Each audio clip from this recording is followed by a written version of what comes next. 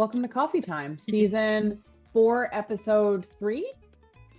I haven't done one yet this season, by the way. I only did the intro one, so I'm excited.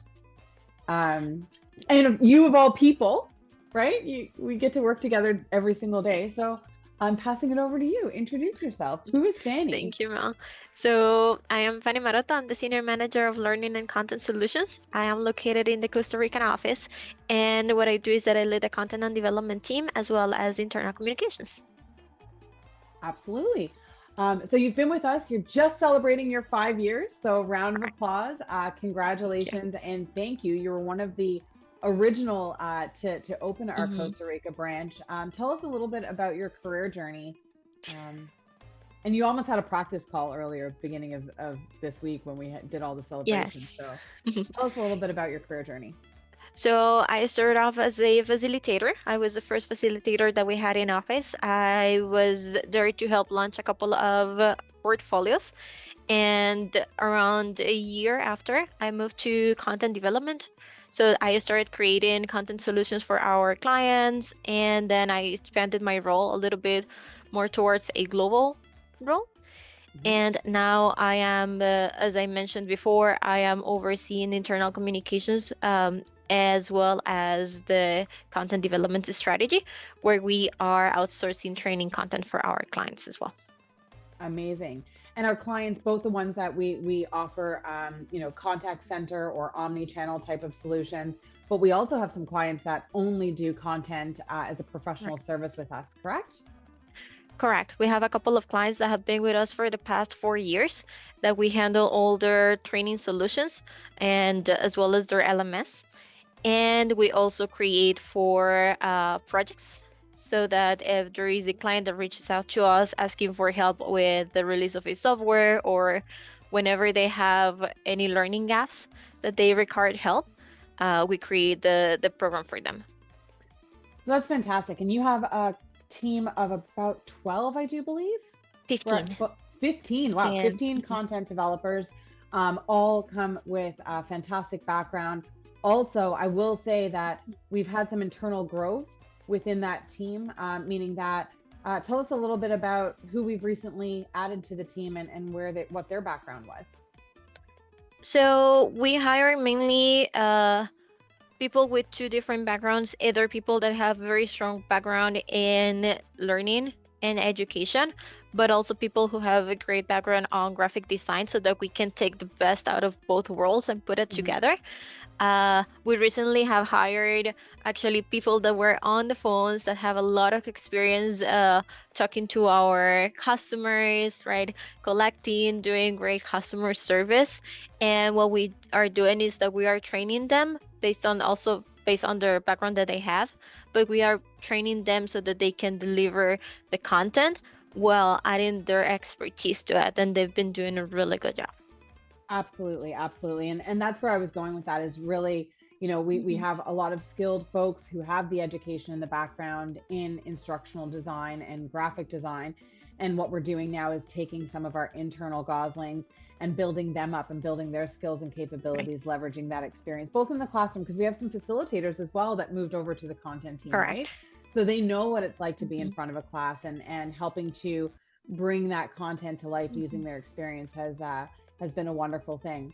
So we know that all of the positive things, I do want to talk a little bit, or have you talk a little bit about what are some of the common training challenges that companies face today, and how can learning content solutions address those?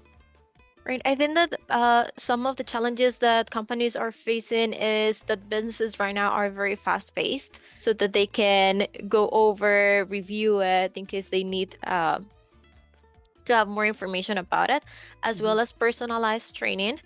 The different companies have different gaps that need to cover. So making sure that we're personalizing and contextualizing the training so that whatever they are learning, it's going to be applicable to their roles.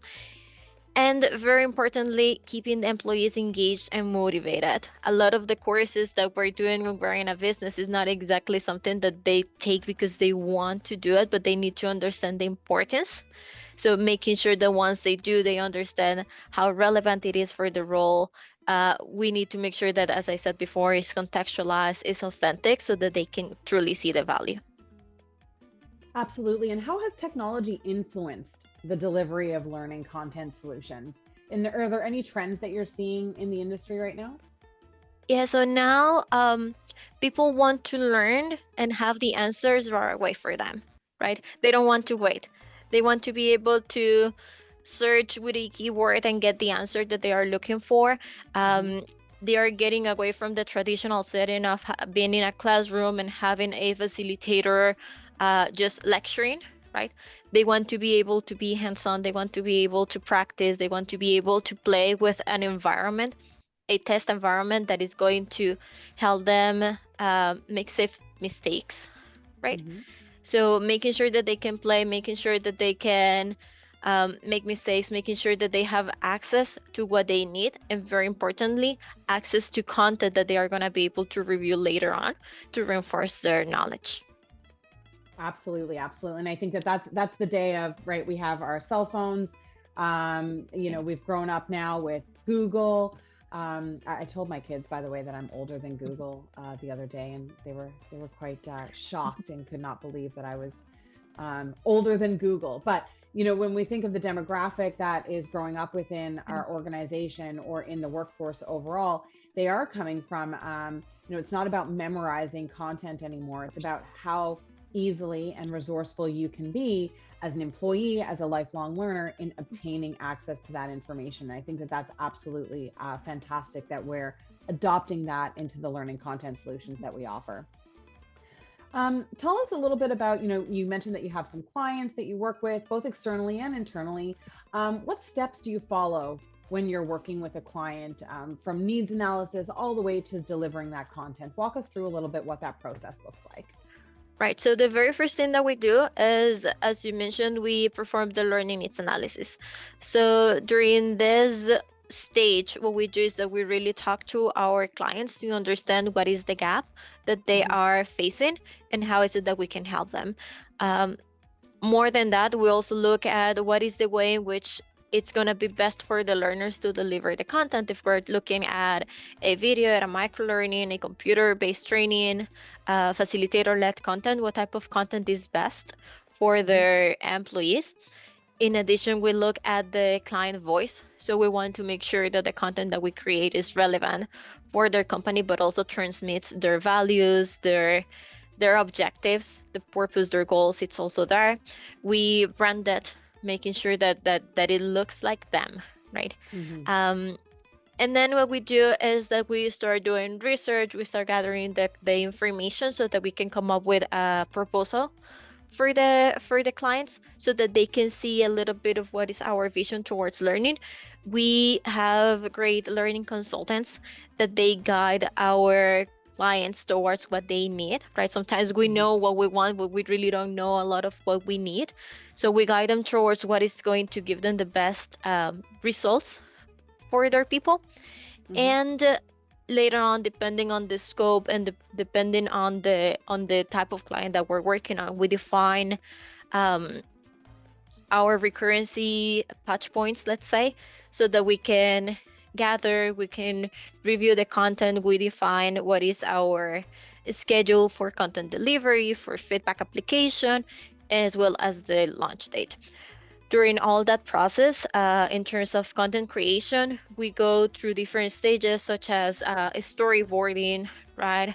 Analyzing the content, creation, adding gamification, adding interactivity, doing our QA process to make sure that when we deliver, the content has very good quality and is as ready as possible for review. Okay, well, thank you so much, Fanny, for providing us kind of that overview and that walkthrough of the journey when it comes to the needs analysis into the content delivery overall. One thing I did want to highlight is I do believe we have a case study that we've provided to some of our external folks around. We had a program.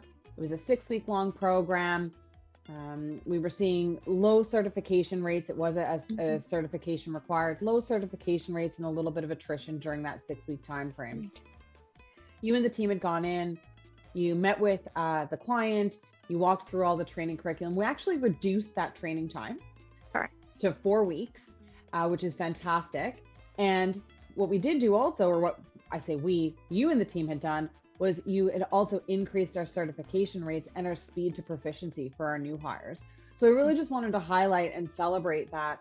And maybe this is a good opportunity for us to kind of segue into showing some of the content or an example content that we can create. I think this one is more focused on the e-learning side, correct? Because we do Correct. blended Yes. programs. We do both the facilitator-led and the e-learning, and this sample is going to be more on the e-learning side.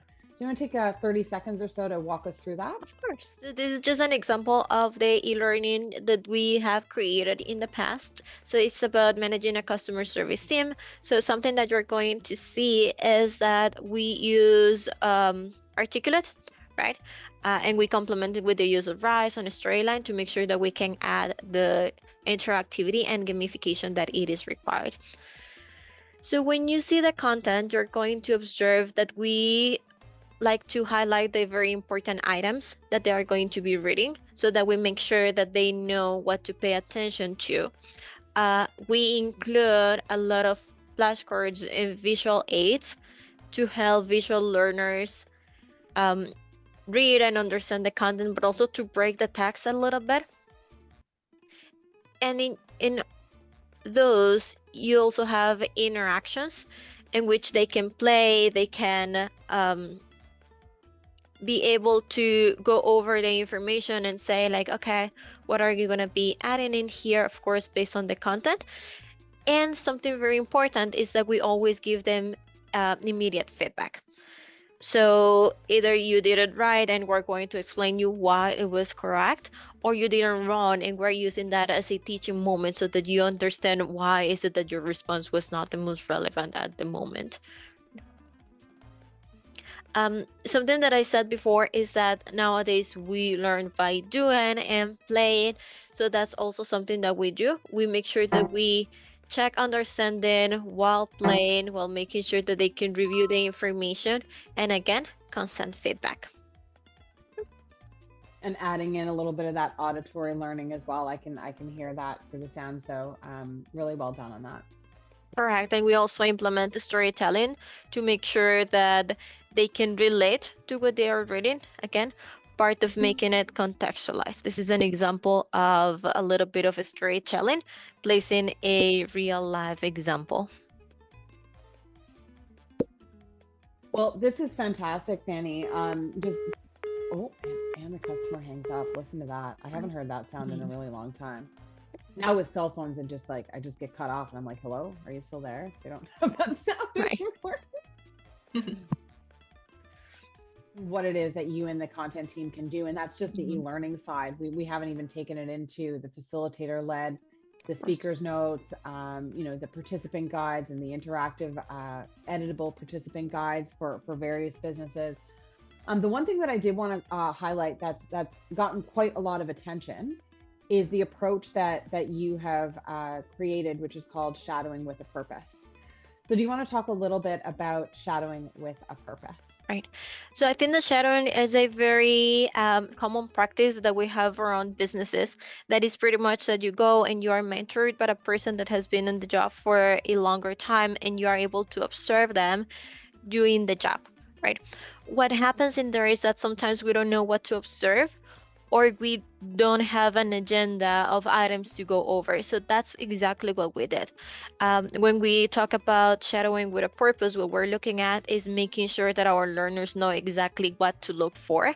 We give them tasks, we give them instructions of what is it that they need to highlight when they are reviewing the content or when they are reviewing the interactions, so that later on you can take them back to class and debrief on what they learned, what were the roadblocks, what were the actions, and that also helps us not go off topic a little bit, because sometimes when you're shadowing, maybe it's one of your first days and you start looking at very complex items. So we are able to introduce them to the real world, let's say little by little, by following very specific guidelines for them and also for the mentors. Back to that though, I think that talking about shadowing with a purpose, it's such to add to that, it's such a creative way. As a new hire, you're already sitting down and saying, oh my gosh, I'm getting so much information. So by making it focused on certain areas that they've already learned and relatable, we're enhancing that learning experience right there. So fantastic job to you and the team on influencing that and coming up with that strategy. So that's a wrap for me, Fanny. Is there anything that you wanted to add before we close up coffee time? No, I think that I really appreciate having the opportunity to talk a little bit about our work. Thank you so much for that. Thank you so much for allowing me to share a little bit of our vision towards learning. So yeah, thank you for having me here. Absolutely. Well, thank you for joining us, Fanny. Huge congrats to you and the team on all of the work that you do. Thank you for joining us, watching Coffee Time. If you have any suggestions or would like some information, please reach out to communications@billgosling.com.